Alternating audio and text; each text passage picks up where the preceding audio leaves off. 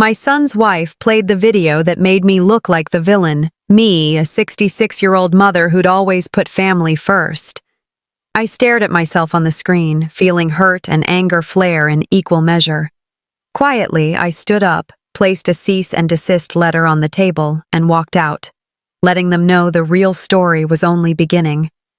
Before I continue the story, please subscribe to the channel and leave a comment letting me know where you're watching from. The sun was already pressing against the kitchen windows when I poured myself a cup of coffee. The smell of bacon should have drawn someone in. Heath, maybe. He always used to sneak a strip before it hit the table.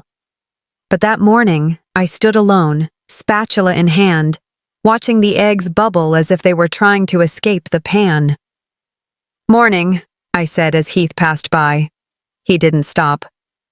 "Hey, got a big day?" I asked, trying to sound light. He muttered something that might have been, "yeah," or, and then he was gone. Callista floated through 5 minutes later, heading straight for the fridge. No good morning, no smile. She pulled out a yogurt, kept her eyes on the foil lid, and walked out like I was wallpaper. I was a guest in my own kitchen. I headed to my room, balancing my coffee as I sat at the desk in the corner. Bills were due. I typed in my bank's website, entered my password, and clicked log in. Access denied. Maybe I'd mistyped. I tried again, slower. Same result. I clicked forgot password, expecting a quick email. But the screen blinked up with something that pulled the floor out from under me. "This email is not associated with this account." What? I checked again. I had used this email for years. Nothing had changed. Except, maybe something had. I stared at the screen, my pulse picking up. Technical glitch, I told myself. Websites mess up. But the pit in my stomach said otherwise. For now, I closed the tab. I wandered back out and found Heath at the dining table, hunched over his phone, scrolling like he was trying to erase the screen with his thumb. "You have a minute?" I asked. He didn't look up. "What's up?" "I'm locked out of my bank account," I said. A pause. "Weird," he murmured, still staring at his phone. "That's it?" I asked. Another shrug. "Probably a tech thing." No offer to help, no eye contact, just a wall. I turned away before he could see how deeply that cut. Later, I stood in front of the fridge to grab milk for Maris's cereal. That's when I saw it. A small note, torn from a spiral pad, pinned under a save-the-date magnet from a wedding I wasn't invited to. Update, account finalized. The handwriting wasn't mine. My hand hovered over the note, then dropped. I didn't take it down. I wasn't even sure why I left it there. Maybe I wanted to test if anyone else would notice, or care. That evening, I set 4 places for dinner. Habit, I suppose, or hope. Only Maris joined me. "Daddy said you're tired," she said in a whisper that felt borrowed from an adult conversation she wasn't supposed to hear. I smiled and spooned mashed potatoes onto her plate. She smiled back, like she was trying to protect me. Sunday arrived dressed in sunshine and the scent of cinnamon. Callista was already up, flitting from counter to table like a gracious hostess in a magazine spread. Her apron, floral and freshly ironed, matched her tone. Effortlessly sweet. She was setting up for brunch with her girlfriends, some women I barely knew but had seen around from time to time.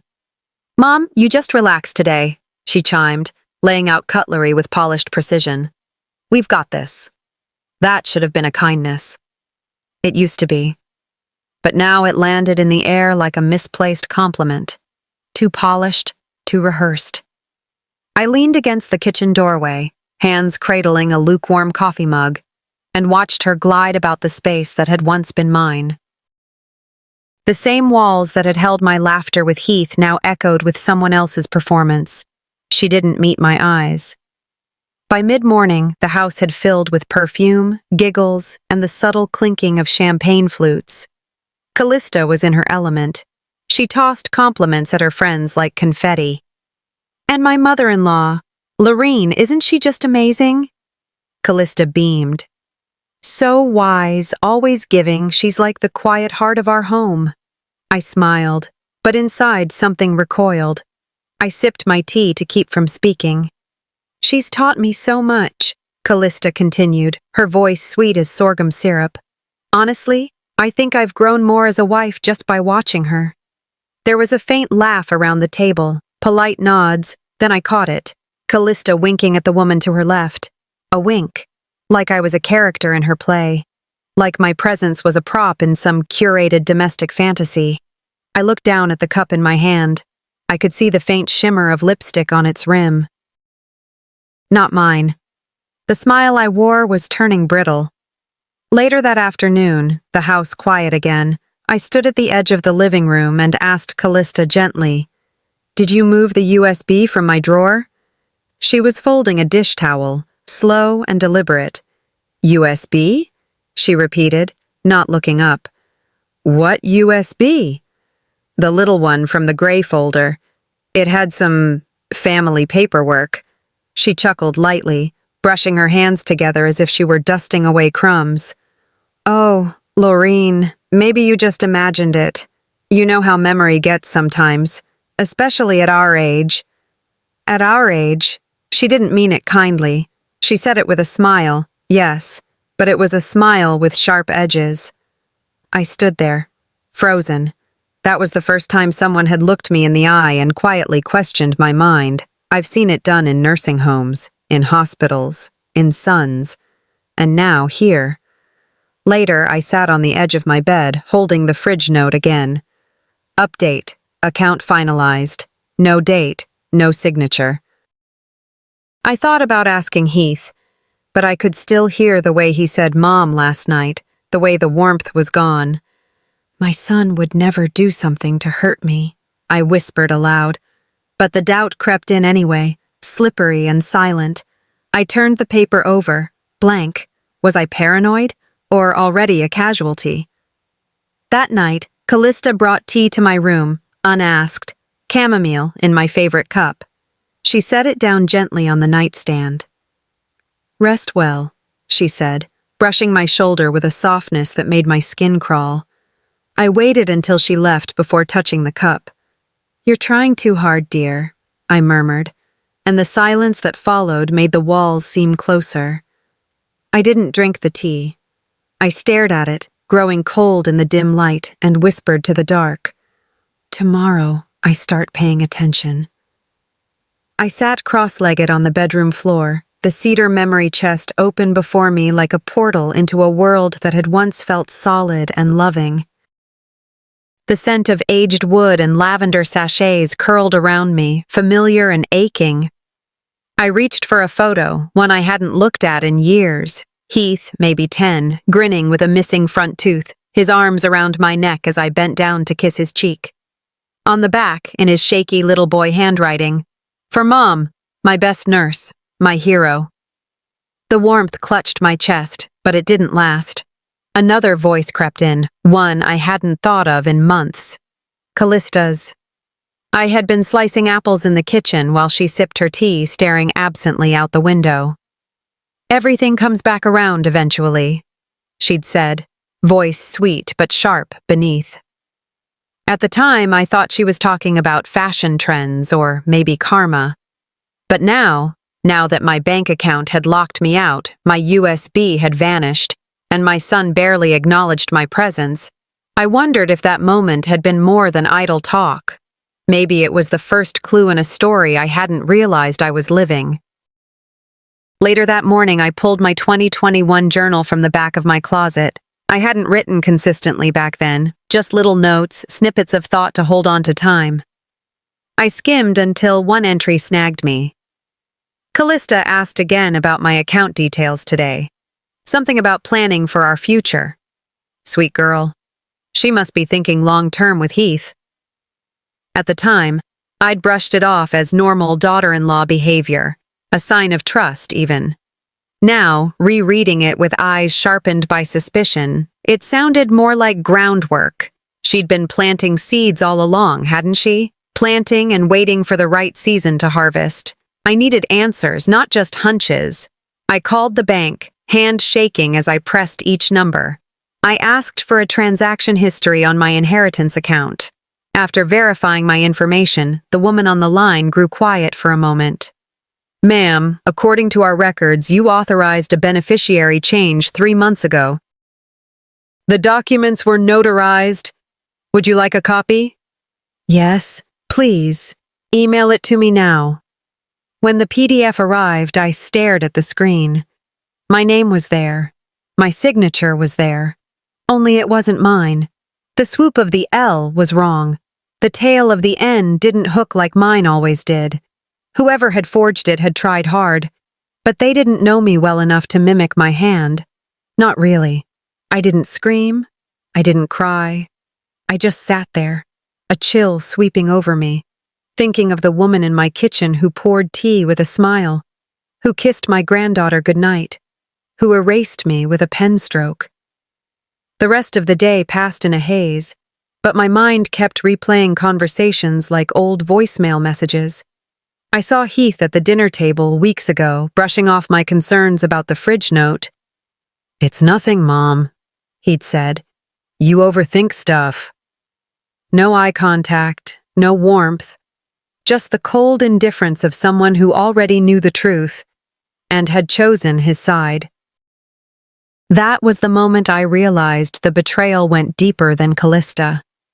My own son had made peace with it, whatever it truly was. He wasn't just complicit. He was comfortable. That night, I didn't sleep. I didn't eat. I sat with my journal and opened a new page. Across the top, I wrote, "Timeline of the theft." I listed everything: the bank login denial, the missing USB, the brunch, the phone call, the forged signature.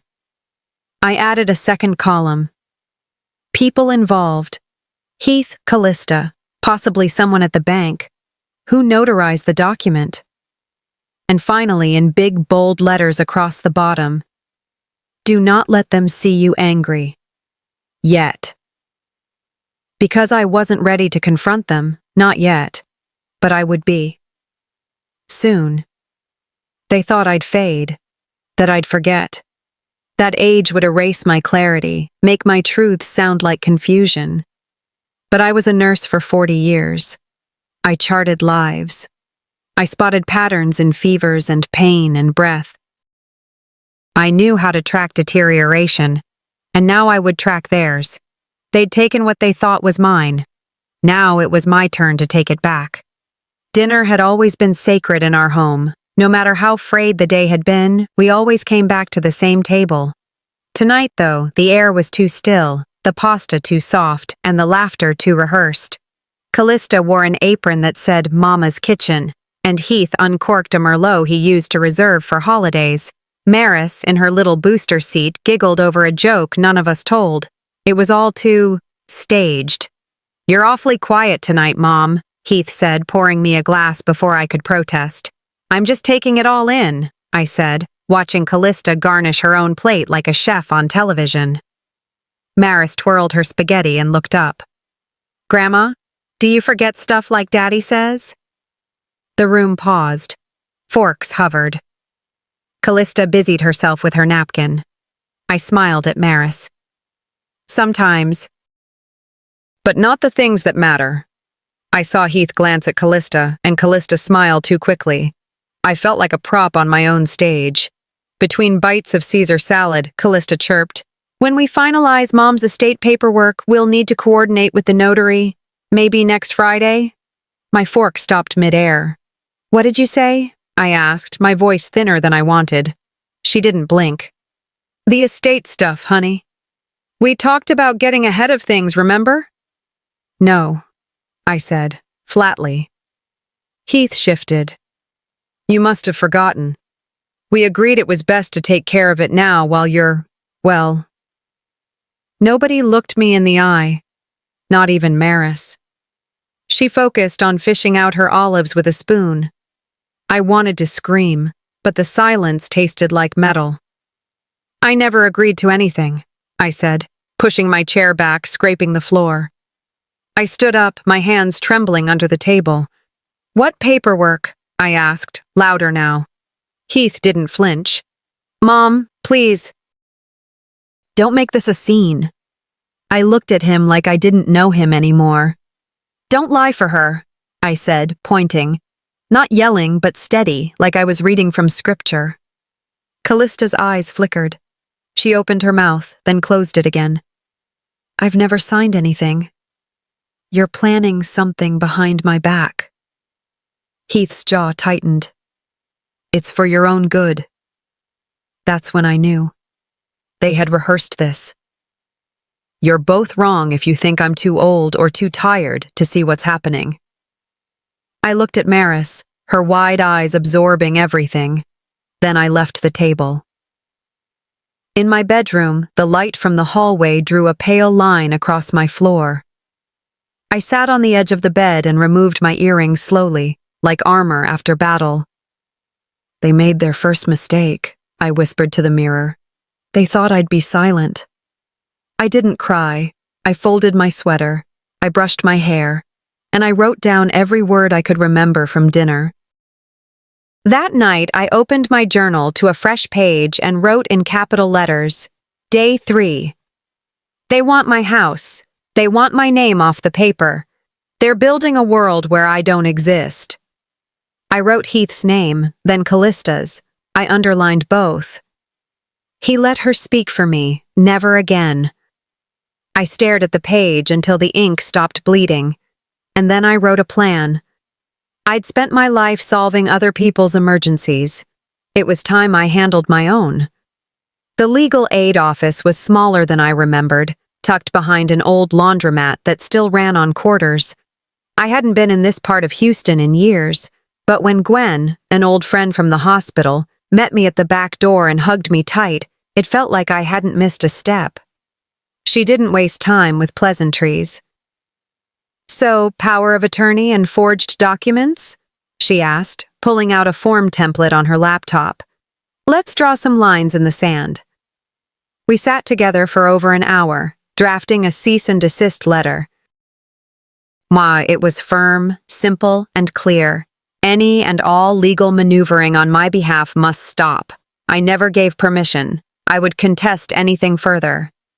I placed the letter in an envelope, wrote Callista's name in block letters, and walked it to the kitchen the moment I got home. I left it neatly on the granite counter next to her soy milk and flaxseed crackers, and then I waited. That evening, I was upstairs brushing my hair when I heard it. Callista's laugh. It was the same laugh she used at PTA meetings when a teacher said something she didn't agree with but couldn't challenge directly. High-pitched, a little forced, meant to signal control.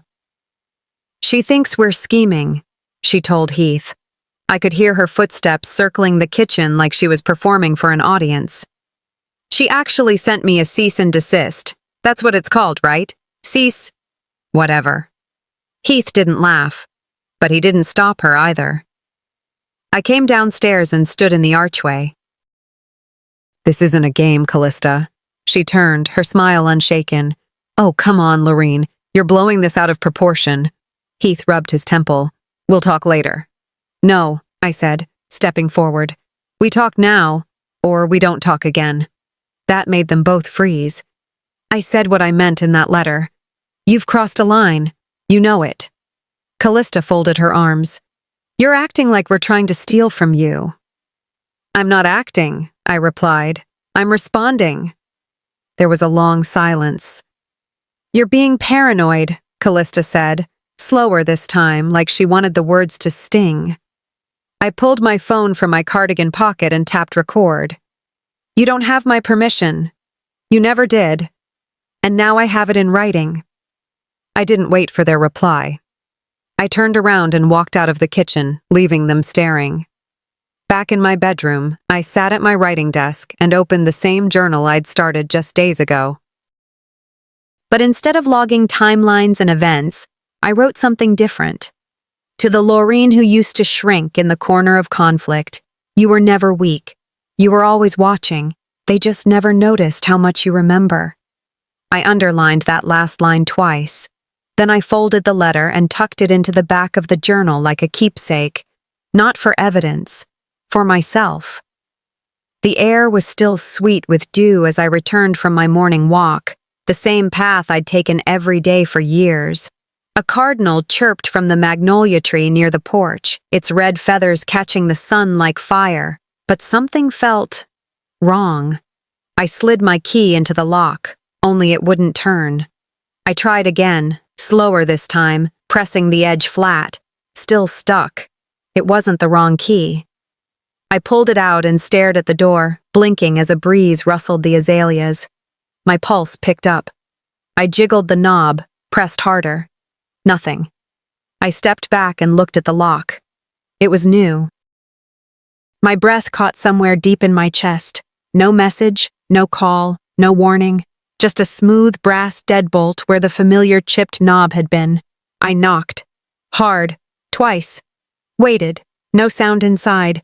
The curtains were still drawn. I knocked again. Hello? A curtain shifted upstairs.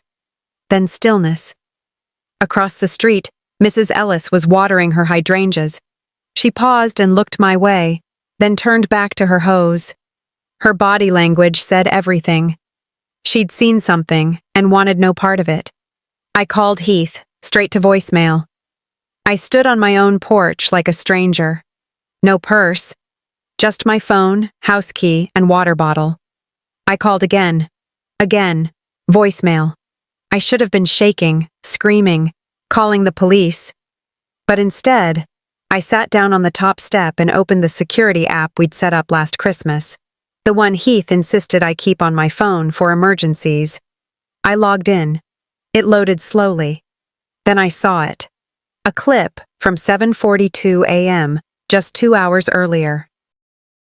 Callista, in a gray sweater, hair pulled back, standing at the front door with a locksmith. He asked, "Are you sure?" She looked straight into the camera and said, "She won't be needing that key anymore." He nodded. She paid. He left. She closed the door. I stared at my phone as if it were a bomb. They'd locked me out of my own home. With no explanation, no warning. And Heath, he wasn't even there to pretend this wasn't happening. I scrolled back. There was nothing else. No movement since. With each second, the gravity pressed heavier. This wasn't just cruel. It was calculated. I drove straight to Celeste's house, my sister's place 20 minutes away in Pasadena. She opened the door, took one look at me, and said, "Tell me everything." I did. From the denial of my bank login to the cease and desist letter, the staged dinners, Callista's laughter, now this. Celeste poured sweet tea and called her lawyer neighbor across the street. He told me what I already knew but needed to hear. "That's illegal. You're not powerless." I nodded, but I didn't cry. "I'm staying with you tonight," I told Celeste. "But I'm not gone. I'm regrouping." She squeezed my hand. "You fight smart, Lori, not just hard." That night, lying in her guest room with a crocheted blanket across my chest, I left Heath a voice message. "You let her lock me out of my own home. That tells me everything I need to know. I hope it was worth it." I didn't wait for a reply. I closed my eyes and remembered the day we moved into that house. Heath was 7. He picked the bedroom with the crooked closet door and called it his secret space. I hung his rocket ship curtains, baked his favorite lemon squares. Now, the lock on that same front door had been changed to keep me out. But I wasn't gone. I was documenting. I was remembering. And I was coming back. With proof. With witnesses. With a voice louder than any deadbolt.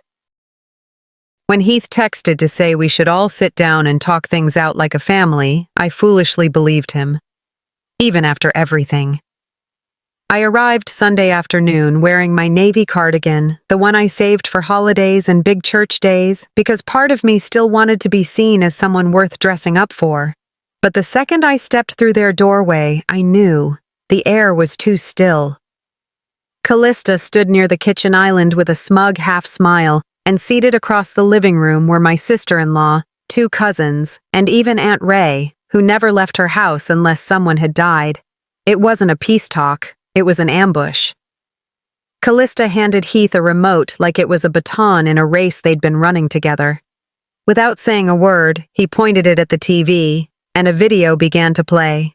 Me, in the kitchen, arguing, my voice sharp. But something was wrong. It was cut just before I'd been accused, just before Callista's smirk had ignited my words. This version made it look like I'd simply lost it over nothing. I watched myself raise my voice, gesture wildly. No context, no beginning, just a woman yelling in her own home. When the screen went dark, silence followed. Well, Aunt Ray sniffed. We were all worried, Lorene. A cousin I hadn't spoken to in months leaned forward. Are you drinking? Callista pretended to hush her. Let's not make assumptions, she said gently, like she wasn't the one holding the match to my character. I looked at Heath, my son, my boy. His hands clenched together, eyes on the rug. Not once did he meet my gaze. Heath, I said softly, do you really believe this? He took a breath, as if he was lifting something heavier than he could carry. You haven't been yourself, Mom. The memory issues, the stress. Maybe it'd help to talk to someone. A therapist. There it was. So I'm unstable now, I said, my voice steady. That's the new story? No one answered. I stood slowly. Let me be clear.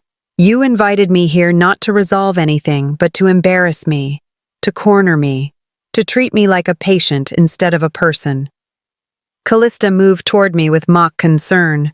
We just want what's best for you. No, I said, turning to face the room. You want what's easiest for you. And then I walked out. In the driveway, the heat hit me like truth. I opened the door of my sister's car. She hadn't wanted me to go alone, thank God, and sat down with my head high. Want me to key her Lexus? My sister said under her breath, pulling out of the driveway. I laughed, but it caught in my throat. Not today. Later that evening, I sat in her guest room with a cup of mint tea. She handed me a blanket and sat on the edge of the bed. You're not crazy, she said. You're cornered. And there's a difference. I nodded, holding back tears. The ones who shout the loudest, she added, aren't always right. Just scared of being found out. That night, I opened my journal, but I didn't write about the humiliation. I didn't list the betrayals. Instead, I turned to a new page and wrote one line across the top in bold letters. They wanted to push me out. Let's see how far they go when I push back. Because I remembered something they'd forgotten. I had proof. Proof I never planned to use. Until now. Dinner invitations can be dressed as peace offerings, but sometimes they carry the blade of betrayal hidden in the warmth. I carried my evidence folder like a security blanket, quiet confidence tucked into legal-size envelopes. Sunday's rehearsal had unraveled my trust, and now I came prepared. The dining room felt silent under too bright chandelier light. The table was set with real china, not the everyday plates I preferred. Callista's smile was smooth, measured. Heath stood behind her shoulder, his hands clasped like he was trying to hold himself together. The air tasted stale. I slid into my seat, chest tight. For a moment, I let calm fool me. Then I opened the folder. Voices and faces had knit themselves into tape and photos, undeniable truths. Let's call this what it is, I began, voice quiet but steady. I set down my phone and played the recording. Callista's voice echoed, mocking me, calling me forgetful, calculating her control over Heath, and effectively, our home. Heads turned. Some looked puzzled. Others shifted uncomfortably. There's more, I said, pulling photos from the folder. Time-stamped pictures of events I'd been blamed for. Spilled wine, missing keys, broken vases. Each frame had her version of events twisted to point at me. Silence exploded. so loud that it echoed through my chest. Callista's lips fell. Her eyes flickered, half surprise, half fear. She pushed back from the table like I'd stabbed something vital. "She's dangerous," she said. "I don't know what got into her." Heath stood abruptly, looking at me for the first time all night. His voice cracked. "Why now? Why didn't you come to me with this?" I exhaled, heavy but clear. "I tried." Heat pooled in my chest. "You just didn't listen." The children began to cry. Maris clutched her blanket, confusion written in her eyes. Guests rose awkwardly, murmuring excuses as they shuffled out. Before the chaos reached me, Heath grabbed the kids. "I can't do this anymore. Mom, you're harming us." Callista rose and followed him, tears streaming down her cheeks, but not sorrowful ones. They looked like venom. Left alone, I stared at the abandoned dishes, broken conversation, and empty chairs. Silence slammed into me harder than any insult. After what felt like eternity, I rose and walked outside. The night air was cooler, as if the universe sighed around me. I watched them drive off, the taillights fading like a wound that would never quite heal. I wandered to the car, hands trembling, voice dropping into a whisper. Truth doesn't always free you. Sometimes it chains you tighter. I drove up the street, tears in my eyes, not sadness, but a sense that the person I reckoned with had shifted. I didn't lose my son tonight. I just saw him clearly, and he broke away with vitriol, not love. By Sunday morning, I knew the world would remember what Callista did to me, but I already remembered her, and that made all the difference. The silence in the house no longer scared me. 2 weeks had passed since the dinner explosion. I returned to my own home after staying with my sister, expecting to feel lonely. But instead, the stillness had a calming rhythm. Dust floated in golden rays of morning light, and my coffee sat cooling on the table beside me. There were no footsteps above, no whispered conversations behind closed doors, no creak of a drawer being opened in secret, just peace. Fragile, earned peace. I thought back to all the years I feared silence, mistaking it for abandonment. But now I understood. Silence, on my own terms, was sanctuary. Later that afternoon, I started cleaning out the cedar chest in my bedroom closet. It hadn't been touched in years. There were old church bulletins, hospital ID tags from when Heath was born, and a small envelope addressed to me in handwriting I knew better than my own. Charles. I sat on the floor, the letter trembling in my hand. Inside, his words were softer than I remembered him ever being out loud. Lorene, if you're reading this, I didn't say enough when I had the chance. I was hard on Heath because I thought it would protect him. I told him to be firm, to never cry. I thought I was saving him from weakness, but I might have been building a wall between you and him. He wrote of regret, of love, and of knowing that, in the end, it would be me left to untangle what he'd left behind. I sat still for a long while after reading that letter. In my mind, I saw Heath as a little boy, 6 years old, standing in the hallway with scraped knees, fighting tears because his father had just said, "Boys don't cry." I remembered pulling Heath into my lap, rocking him gently until his sobs stopped.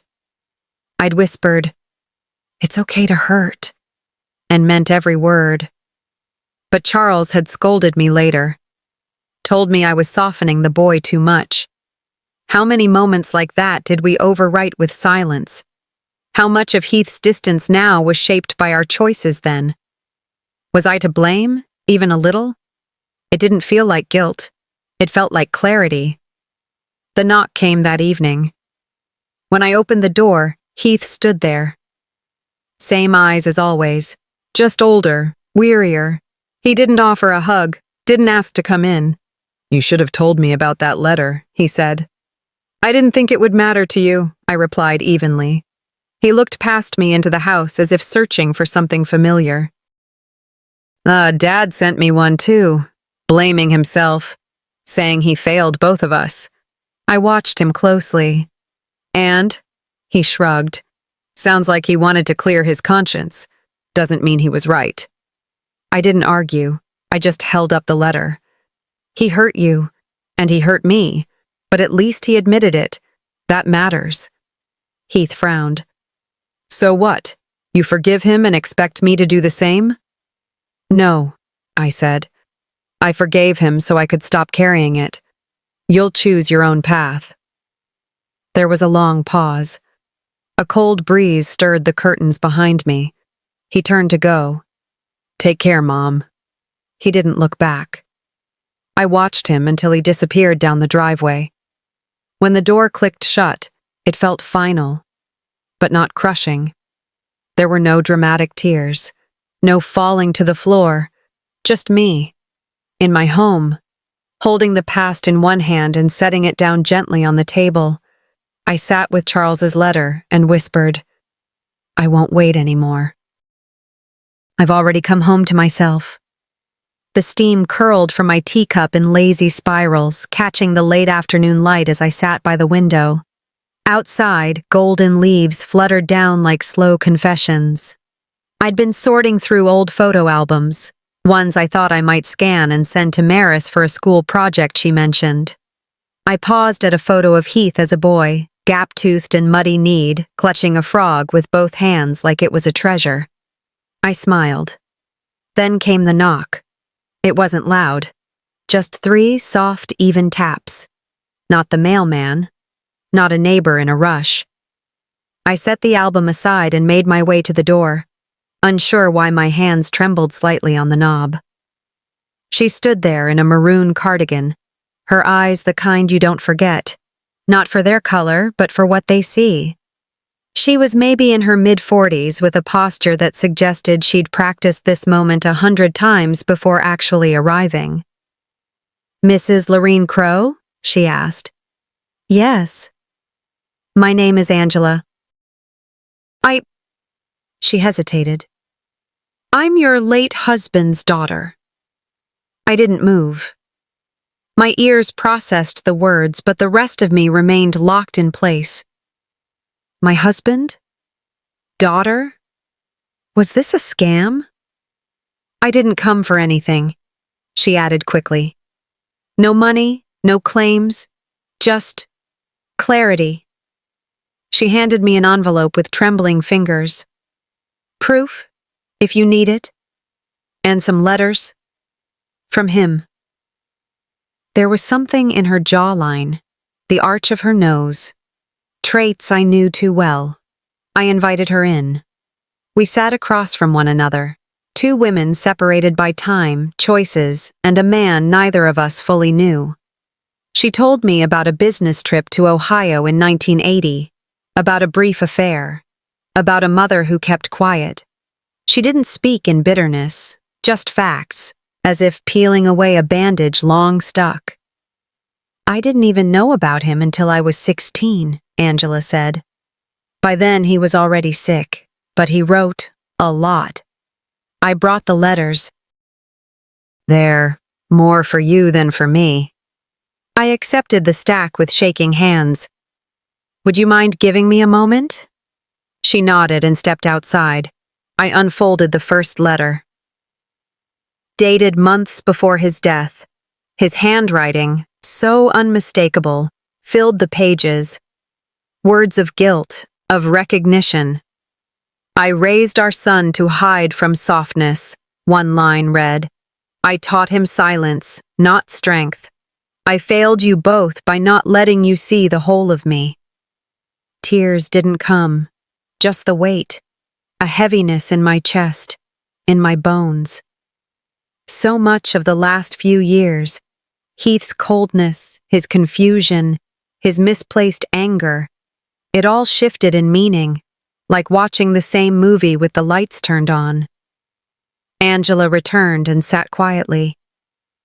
Did you ever suspect? She asked.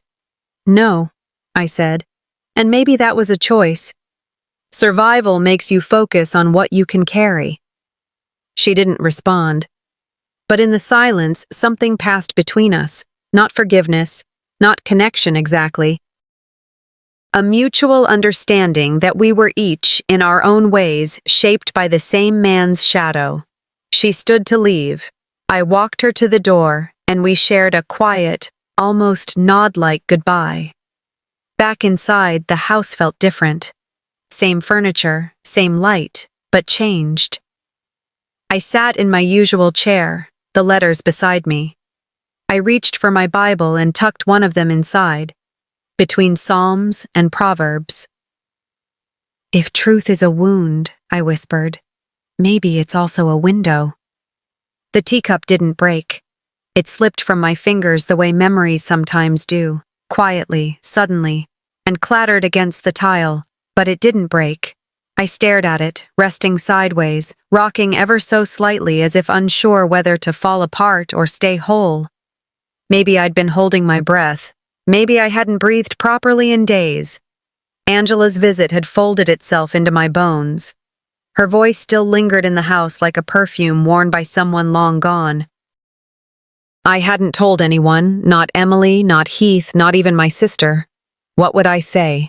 That my late husband, the man they eulogized as unshakably loyal, had fathered another child, that he had tried too late to become a man of remorse. The letters sat tucked inside my Bible. I read them like scripture and shame, equal parts confession and clarity. Then came the knock. Emily, smiling, casual, a bag of groceries balanced on her hip. Thought you might want fresh peaches. Maris picked them herself. She breezed in like normal, talking about the weather and school supplies and whether I'd seen the latest book club pick. I let her talk, let the small lies pile up in the air like dust. Until the letter slid out from behind the fridge magnet. Angela's handwriting. That slant I couldn't forget. It had been pinned there yesterday after I'd reread it in the kitchen. I must have forgotten to put it away. Emily paused, mid-sentence, eyes frozen on the paper like it burned her. You've read this before, haven't you? The silence was immediate and loud. She tried to recover. I saw it once. A long time ago. I didn't think it was relevant. How long ago? She placed the peaches on the counter too gently, buying time. A few years. You mean before your husband did? Or after? That's when the air left the room. Emily's face flushed, and for the first time in years, I saw guilt ripple across her. Not the mild guilt of forgotten errands or snippy remarks. Deep guilt. Heavy. There was an audit during your husband's estate settlement, she said. Angela's name appeared. She reached out. I thought I was protecting you. Protecting me from what? My life?